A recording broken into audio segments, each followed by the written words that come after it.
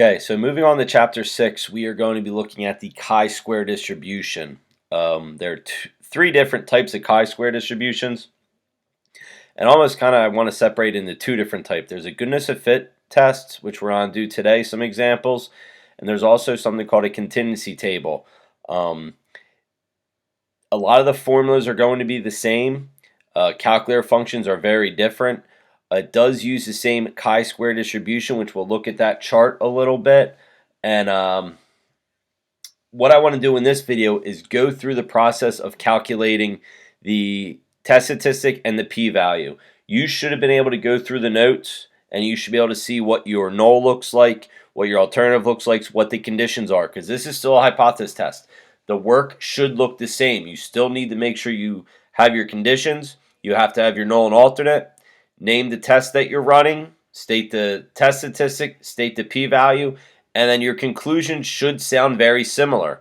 You're going to be telling me if you reject or fail to reject the null. You do not have to state the parameter, so there's no symbol of worrying about if it's a proportion or if it's a mean and stating what the parameter is, so you do not have to define the parameter.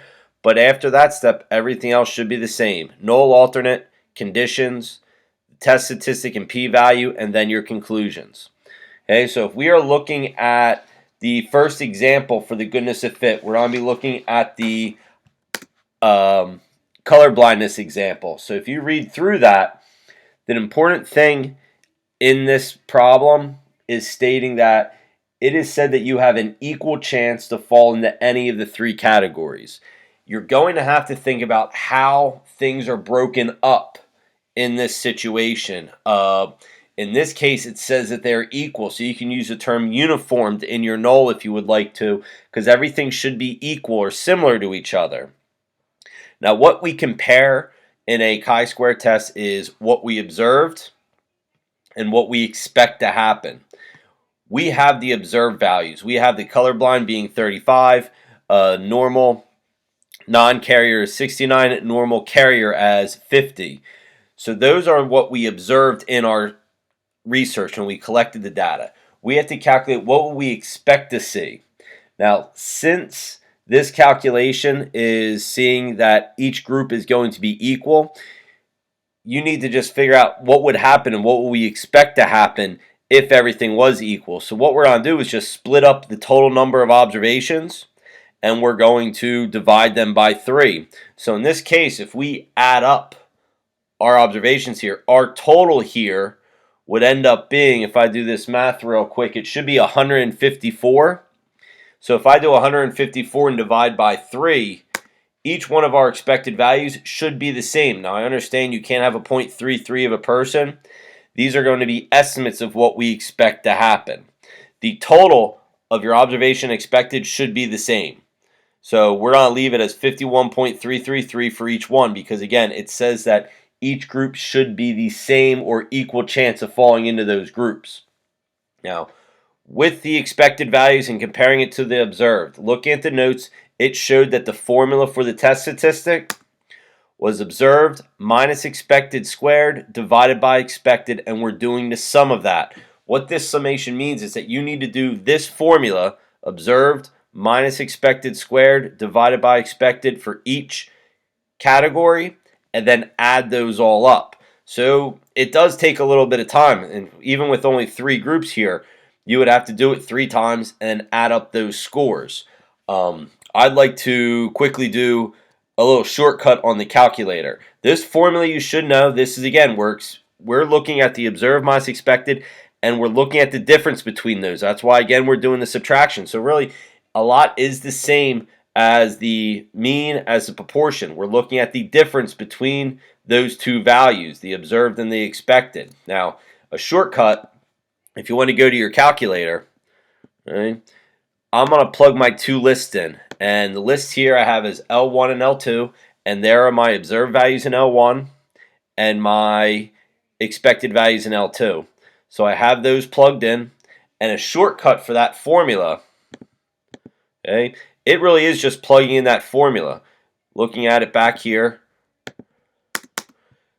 observed minus expected squared divided by expected, and we are summing that whole thing up.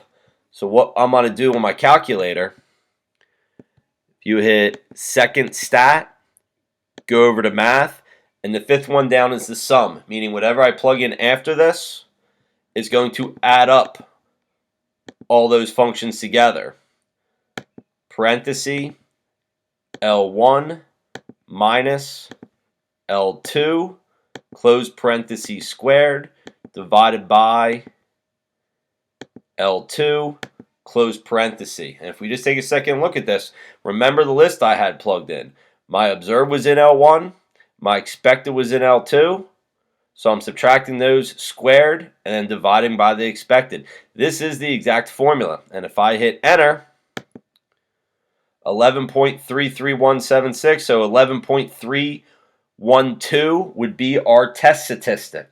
So there's a shortcut. So if it's a longer list, that would take a lot of time. With this shortcut, that should speed things up a little bit. So 11.312 is going to be our test statistic. Let's go back to our PowerPoint. Our test statistic, this is the chi-square symbol. That symbol there is the chi squared, and we have 11.312. If you just want to write the term test statistic, I'm fine with that as well. Now that is our test statistic, and it's the same rules as before. A larger test statistic is going to give you a smaller p-value.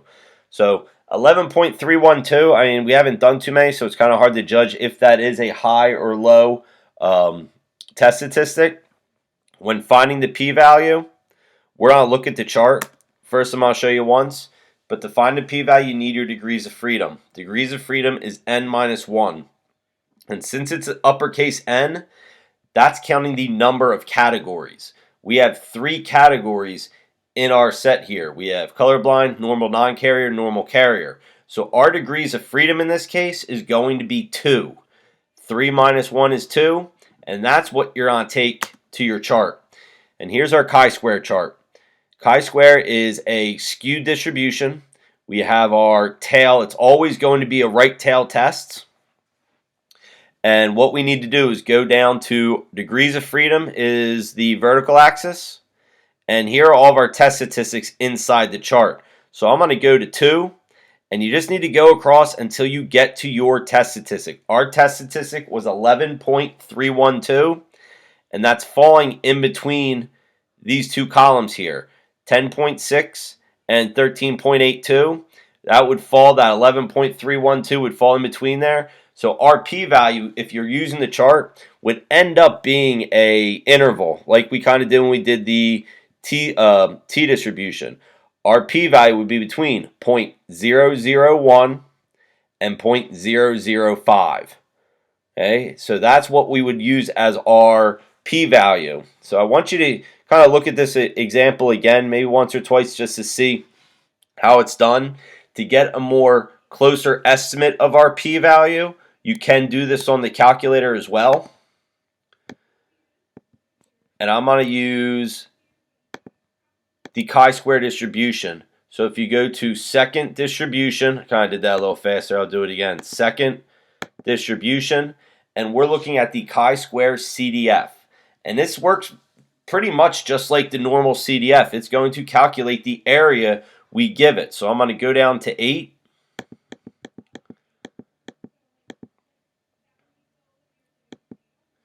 And here we have a lower, upper, and the DF stands for degrees of freedom. Now, some of you guys with the older calculators, in a second you'll see how to plug that in. When we talk about lower and upper, we're still talking just like the normal curve. There was a lower boundary and an upper boundary. I'll bring up the normal curve real quick one more time. And if you can see here, it's always right tail. So that test statistic is always our lower boundary, and we're going up from that point. So when it asks for the lower boundary, that's the test statistic. And then you just need your obnoxiously big number to make sure it's off the chart. So if I go to the calculator, our test statistic was 11.312. So obnoxiously big number, so I'll put a couple 9s in there. Degrees of freedom was 2. And if you paste it, some of the older calculators, this is what it should look like when you're plugging in. You just don't have it listing you as lower, upper, and degrees of freedom. But you're plugging this as 11.312, comma, 9999 for our upper boundary, comma 2 for degrees of freedom. Hit enter, and there is our p-value, 0.00349. So we can just round this to 0.003. I would be happy with. And your conclusion will end up being the same. You're going to end up telling me with a p-value of 0.003, which is less than most common alpha levels, we would reject the null. There's evidence to support the alternative, and going off what our alternative was, you would say there's evidence that the distribution of having color blindness or being a carrier is not uniform. At least one of those categories is not equal to the others. Okay, and that's usually the word at least one, or the phrase at least one, is usually what you're going to see in a lot of the conclusions. Okay, right now, do not try and judge which one is not, even if it looks kind of obvious. I feel like in ours it does look obvious, but right now you're just going to say at least is one, and we'll get more into that, identifying which one is not equal when we get to the residuals. Okay, so this was an example of just looking at how to find the p-value and test statistic. The next video is on to do more of a full example of how to calculate it.